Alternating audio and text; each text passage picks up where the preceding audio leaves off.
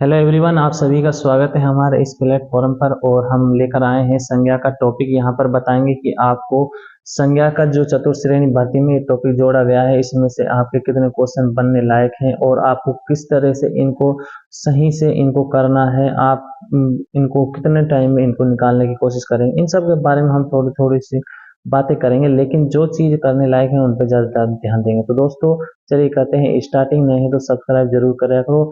और हम इसी तरह से आपके लिए चतुर्श्रेणी भर्ती राजस्थान होने वाली है 53,749, उसके लिए हिंदी की क्लासें लेकर आए हैं और आप भी इसको करेंगे, अच्छे से सॉल्व करेंगे। और हिंदी का जो हमारा टॉपिक दिया गया है उसमें उसके ही अकॉर्डिंग हम आपको पढ़ाई कराएंगे। दोस्तों चलिए इसी करते हैं स्टार्टिंग। नहीं है तो सब्सक्राइब जरूर कर लिया करो, ऐसे ही हमारी क्लास चलती रहती हैं चतुर्श्रेणी भर्ती राजस्थान के ही। तो दोस्तों चलिए करते हैं स्टार्टिंग। जैसे कि दोस्तों आप जानते हैं ये हमारा टॉपिक जिसका नाम संज्ञा के आगे बताऊं क्या कहते हैं इसे। संज्ञा का शाब्दिक अर्थ होता है नाम। क्या होता है? शाब्दिक अर्थ पूछे तो इसका क्या होता है? नाम। नाम को ही हम क्या कहते हैं? संज्ञा कहते हैं। जैसे इस संसार में जितनी भी दृश्य तथा अदृश्य वस्तु तथा भाव सभी को संज्ञा कहते हैं। जो भी चीज हमें दिख रही है और जो चीज हमें नहीं दिख रही है, जिनका हमें भाव मालूम है, उन सबको क्या कहते हैं? संज्ञा कहते हैं। क्या कहते हैं? संज्ञा कहते हैं। जैसे मेरे पास ये क्या है? मार्कर। मार्कर के इसका क्या है? नाम। तो ये क्या है? संज्ञा है। तो इसी तरह क्या है? दृश्य अदृश्य, जिसका हमें कोई मालूम नहीं है, जो हमें दृश्य है, तो वह भी क्या है? इस संसार में क्या है? संज्ञा है। लेकिन अथवा और भाव। भाव पता हमें कोई वस्तु है, उसका भाव हमें मालूम है, तो उसके बारे में हम ये कह देंगे संज्ञा है।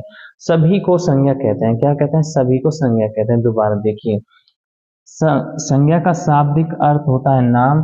इस संसार में जितनी भी दृश्य तथा अदृश्य वस्तु है तथा भाव सभी को क्या कहते हैं? संज्ञा कहते हैं। संज्ञा की यहाँ पर परिभाषा देखिए। जिन शब्दों में किसी व्यक्ति, वस्तु, स्थान तथा भाव आदि के नाम का बोध हो उसे संज्ञा कहते हैं। क्या कहते हैं? जिन शब्दों में किसी व्यक्ति, वस्तु, स्थान तथा भाव आदि के नाम हो, आदि का नाम हो, उसे क्या कहते हैं? आदि का बोध हो तो उसे क्या कहते हैं? संज्ञा कहते हैं। संज्ञा के अब हम यहाँ पर देख लेंगे प्रकार कितने हैं, भेद कितने हैं। कई बार आपसे पूछा जाता है कि संज्ञा के 3 भेद हैं, संज्ञा के 5 भेद है। यहाँ पर आपको ज्यादातर कंफ्यूजन होती है, लेकिन उसको भी हम यहाँ पर दूर करेंगे। किस तरह से हुए 3 भेद है, किस तरह से हुए 5 भेद है। चलिए इसको भी देखते हैं आगे। इस प्रकार संज्ञा, हिंदी व्याकरण में संज्ञा के मुख्यतः 5 भेद है। मुख्यतः पूछे तो कितने भेद है? 5। देखिए, व्यक्तिवाचक संज्ञा, जातिवाचक संज्ञा, भाववाचक संज्ञा, समूहवाचक संज्ञा और द्रव्यवाचक संज्ञा। अब यहाँ पर बात समझने लायक है, उसे समझना, क्योंकि जहां से आपके लिए सवाल ज्यादातर पूछे जाए। व्यक्तिवाचक संज्ञा किसी व्यक्ति विशेष, स्थान विशेष तथा भाव के नाम को क्या कहते हैं? व्यक्तिवाचक संज्ञा कहते हैं। जातिवाचक संज्ञा कहते हैं जो पूरे जाति या पूरे समूह को एक साथ लेकर चलने वाले होते हैं, उसे जातिवाचक संज्ञा कहते हैं। भाववाचक संज्ञा वो होती है जिसमें किसी के भाव को हम दर्शाते हैं, जैसे अच्छा, बुरा, मीठा, खट्टा, ये सब किसमें आ जाएंगे? भाव में आ जाएंगे। उसके आगे चलते हैं हम समूहवाचक समूह। समूह का मतलब होता है ग्रुप। ग्रुप समूहवाचक संज्ञा जैसे फौज है, लश्कर है, क्लास है, ये सब इसी तरह से किसमें आएंगे? समूह में आएंगे। उससे आगे चलते हैं हम द्रव्यवाचक संज्ञा। द्रव्यवाचक संज्ञा में किसी हम पदार्थ की नाप तोल से संबंधित उसके बारे में हम जानकारी होती है, तो उसे कहते हैं द्रव्यवाचक संज्ञा। तो ये तो रही हमारी संज्ञा से जुड़ते हुई 5 से कितने हैं? 5 भेद। अब आपसे पूछा जाता है सर, ये कई बार हम पढ़ते हैं इसको, यहाँ पर 3 प्रकार पढ़ा जाता है और इसको ये 5 प्रकार पढ़ा जाता है। जो संज्ञा है हमारी जातिवाचक संज्ञा, उसमें 2 संज्ञा बनाई गई।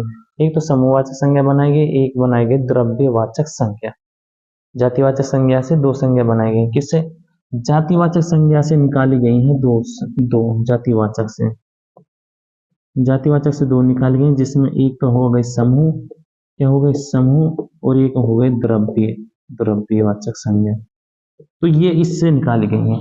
इससे पहले तब उसको हम बोलते हैं कि 3 प्रकार है, तब ये मिलकर इसको कितने बना दिए? 5 बना दिए। तो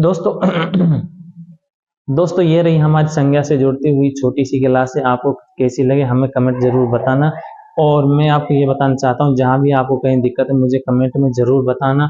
क्योंकि ऐसे ही हमारी क्लास इससे जुड़ती हुई चलती रहती हैं और आगे भी हमारी सिलेबस से जुड़ते हुई चतुर्थ श्रेणी भर्ती के लिए क्लासेस चल रही हैं।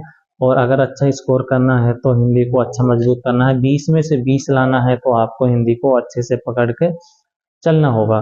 तो दोस्तों ये रही हमारी आज की छोटी सी क्लास, और फिर लेकर आएंगे हम इनके अलग अलग प्रकार से जुड़ते हुए क्लास। तो दोस्तों चलिए फिर मिलते हैं नेक्स्ट क्लास में।